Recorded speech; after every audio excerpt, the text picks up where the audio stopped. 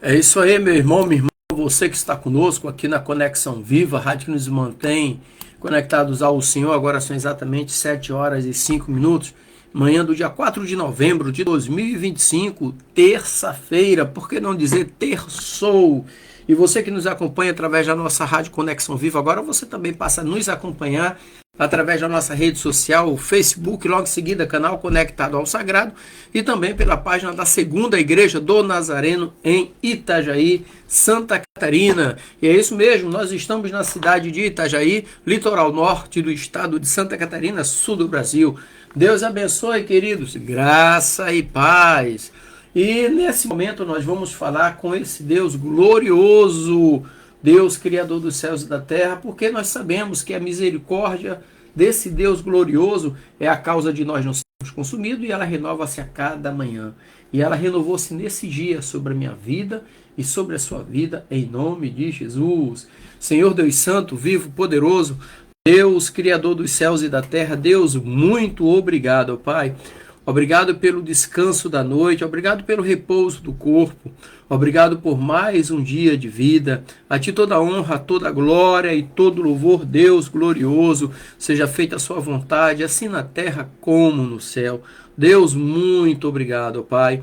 E em Tuas mãos eu coloco a minha vida, a vida da minha família, dos meus parentes, meus amigos, a vida de todos aqueles que estarão nos acompanhando nesta manhã. Os coloco todos em Tuas mãos como criatura nas mãos do Criador. Ó Deus, e que nessa manhã também seja repreendido todo espírito de enfermidade, todo espírito de divisão, de vício, de prostituição, espírito de inveja, de rancor, de mágoa, e que verdadeiramente o Teu Espírito Santo tome lugar em nossas vidas, nos consolando, nos confortando, nos alicerçando e nos direcionando. Esta é a oração do Teu servo nesta manhã, em nome de Jesus. Amém. E graças a Deus. E o que eu trago para nós nesse devocional de hoje é a esperança durante a prova. É um texto que está em Romanos, na carta que Paulo escreveu aos Romanos, no capítulo 5, do versículo 3 e o versículo 4, que diz assim: E não somente isto, mas também nos gloriamos nas tribulações, sabendo que a tribulação produz a paciência, e a paciência a esperança, e a experiência a esperança. Repetido novamente, e não somente isto, mas também nos gloriamos nas tribulações, sabendo que a tribulação produz a paciência, e a paciência a esperança, e a experiência a esperança. Deus abençoe, queridos. Então, a esperança durante a prova. Imagine um jovem atleta que treinou anos para uma competição importante, e no dia da prova esse atleta enfrenta dores físicas, e essas dores físicas causam dúvidas internas e uma sensação de que tudo pode estar perdido. Mas esse atleta de repente vê uma luz, um propósito maior que a mantém firme. Então a esperança de conquistar o seu sonho, de superar obstáculos, de provar sua força, tudo isso vem ao seu coração e à sua mente. Então assim também somos nós, muitas vezes na jornada da vida, nós enfrentamos lutas, provas difíceis, momentos que ameaçam a nossa fé e a nossa esperança. Mas há uma mensagem poderosa na palavra de Deus que nos encoraja a perseverar, ou seja, a esperança durante a prova. A carta de Paulo aos Romanos foi escrita pelo apóstolo Paulo no período ali entre os anos 56 e 58 depois de Cristo. E foi escrito durante a sua terceira viagem missionária lá na cidade de Corinto. Então, nesse momento aqui em que a carta foi escrita, os cristãos enfrentavam perseguições, dificuldades sociais e conflitos internos. Então, Romanos é uma carta teológica que explica justamente a justificação pela fé e os benefícios da vida em Cristo. Então, Paulo, escrevendo a uma comunidade mista de judeus e gentios, busca fortalecer a esperança deles, especialmente diante das tribulações, onde Paulo reafirma que a fé cristã oferece uma esperança viva que nos sustenta mesmo nas provas mais duras da vida. Então, a esperança, na perspectiva bíblica, não é uma simples expectativa, mas é uma confiança segura em Deus e em suas promessas. Então, em Romanos, no capítulo 5, Paulo destaca que as tribulações produzem perseverança. E essa perseverança gera esperança. Então, para o cristão, as provas não são o fim, mas instrumentos de crescimento espiritual. Então, a esperança é uma virtude, vamos dizer assim, teologal, que nos conecta à graça de Deus, que nos sustenta e nos dá força para continuar. Então, a esperança não evita as dificuldades, mas transforma essas dificuldades em oportunidades de maturidade espiritual, de crescimento espiritual. Muita gente não tem maturidade espiritual porque não mantém essa esperança viva em Cristo Jesus. Então, quando nós lemos o texto, eu vou ler mais uma vez novamente aqui. E não somente isto, mas também nos gloriamos nas tribulações, sabendo que a tribulação produz a perseverança, e a perseverança a esperança.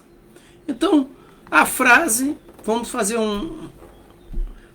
separar esse versículo em trechos, né? Não somente isto. E essa frase, não somente isto, indica que a esperança vem de uma fonte mais profunda, além da paz ou alegria momentânea, incluindo também as tribulações. E a frase nos gloriamos é uma atitude de alegria ou orgulho legítimo, não de masoquismo, mas é uma confiança na obra de Deus, é uma confiança na mão poderosa de Deus, mesmo nas dificuldades diárias. E a frase nas tribulações refere-se às dificuldades, sofrimentos, provas que fazem parte do percurso cristão, fazem parte da nossa caminhada. Ok? Ontem mesmo eu fiz uma obra aqui em casa à noite, eu passei mal mesmo, tive um pico de hipotermia, me agasalhei com 2 cobertores e, veio febre. Mas a Bíblia diz que o choro dura uma noite, mas a alegria vem ao amanhecer. Tomei a medicação, fiquei bem agasalhado. Hoje, às 6 horas da manhã, acordei para ligar a rádio, antes das 6, né? O corpo já respondeu melhor. Ou seja, nós temos tribulações. Agora, essa tribulação produz perseverança. A perseverança é a capacidade de suportar as provas com firmeza. Firmeza, resistência e coragem. E a última frase é: e a perseverança, a esperança. A esperança aqui é o resultado final, um estado de confiança que se fortalece através de todo o processo. Então aqui Paulo, no capítulo 5 de Romanos, versículo 3 e 4, ele traça um processo que ocorre na vida do cristão. E a palavra-chave no original, gloriar, que é o kauchalmai, do grego kauchalmai, é uma expressão de orgulho legítimo, de confiança na vitória final. Outra palavra interessante, tribulações, que é o tlipsis, do grego, fala sobre pressões, dificuldades, sofrimentos que testam. Olha só, eu gostei dessa definição. Sofrimento que testam a nossa fé. E a palavra perseverança, que é o hipomone, do grego, fala sobre constância, firmeza, resistência perseverante. Então, olha quanto significado importante que nós precisamos absorver. E, por fim, esperança, que é o elpis, do grego, que significa expectativa confiante na realização das promessas de Deus. Então, Paulo está dizendo aqui, olha, mantenha a sua expectativa confiante na realização das promessas de Deus na sua vida. Então, aqui Paulo utiliza uma progressão lógica que mostra que as tribulações não são o ponto final, mas o caminho para uma esperança mais robusta. E Na carta de Tiago, capítulo 1, versículo 2 e 4, diz assim: meus irmãos, tende por motivos de grande gozo, de grande alegria, o passar por várias provações. E no final do versículo 4 diz assim, que produz perseverança. E em 2 Coríntios, capítulo 4, versículo 17, diz assim, porque a nossa leve aflição momentânea produz para nós eterno peso de glória. 2 Coríntios 4, 17. E em Hebreus 12, versículo 1 e 2 diz assim, corramos com perseverança a carreira que está proposta, olhando firmemente para Jesus, o autor e consumador da nossa fé. Então essas passagens aqui reforçam que as provas são instrumentos de crescimento e que a esperança é fortalecida quando nós olhamos para Cristo, que é o autor e consumador da nossa fé. Quando nós visitamos a história, vamos dizer assim, na história da humanidade, muitos líderes enfrentaram provas extremas. Por exemplo, a resistência de cristãos nas catacumbas de Roma, que suportaram perseguições e morte, sempre com esperança na ressurreição e na vida eterna. Ou ainda, a história do navegador Vasco da Gama, que enfrentou tempestades no oceano com a esperança de chegar ao seu destino. Então, a sua perseverança possibilitou a descoberta de novas rotas comerciais e também o avanço da humanidade nas conquistas através do mar. Então, essas histórias que eu falei aqui nos mostram que esperança, aliada à perseverança, é uma força transformadora. Esperança e perseverança têm transformado vidas ao longo da história. Um grande exemplo, é Cristo. Cristo é o exemplo supremo da esperança durante a prova. Jesus é o exemplo supremo da esperança durante a prova. Na cruz, ele enfrentou a maior tribulação, sofrimento, a rejeição e a morte. Mas por amor, ele perseverou, confiando na vitória do Pai. E ele lá na cruz, as últimas palavras foram, tetelestai. Está consumado. Missão dada, Pai. Missão cumprida pelo Filho.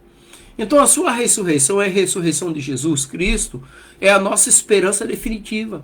Ele nos ensina que mesmo na pior prova, podemos confiar que Deus tem um propósito maior e que a vitória final é certa. Apocalipse 1,18 diz que Jesus tem a chave da morte e do inferno nas mãos. Estão com ele. Então, como nós podemos ter uma aplicação prática no dia a dia, Pastor Dimas? Primeiro ponto, confiança na promessa de Deus. Independentemente do que enfrentamos, nossa esperança está firmada nas promessas de Cristo, ou seja, na salvação e na vida eterna. Segundo ponto é transformar a tribulação em oportunidade de crescimento espiritual, de maturidade. Ou seja, cada dificuldade é uma oportunidade de desenvolver perseverança e esperança. Perseverança e esperança transformam vidas. E o terceiro ponto é persistir na oração e na palavra. Ou seja, como ferramentas que fortalecem a nossa esperança. Oração e palavra fortalecem a nossa esperança. Quarto ponto é viver com foco eterno. Não apenas na circunstância presente, mas na glória futura prometida por Deus. Naquele dia, diz a Bíblia, o Cordeiro de Deus, Jesus vai dizer, vinde vós que sois bendito do meu Pai, e possuís por herança o reino que vos está preparado desde a fundação do mundo. Ou seja, viver com foco no eterno, na eternidade. Não apenas na circunstância presente, mas na glória futura prometida por Deus. E o último ponto que eu quero parar por aqui é compartilhar esperança com os outros. Nossa experiência de perseverança pode ser e é o nosso testemunho de fé. A nossa vida tem que ser a mensagem do Evangelho. Amém, queridos? Então que Deus te abençoe, continue derramando bênçãos sobre a sua vida e te dê um dia alegre, abençoado e próspero em nome do Senhor Jesus. Graça e paz. E para você que está conosco aqui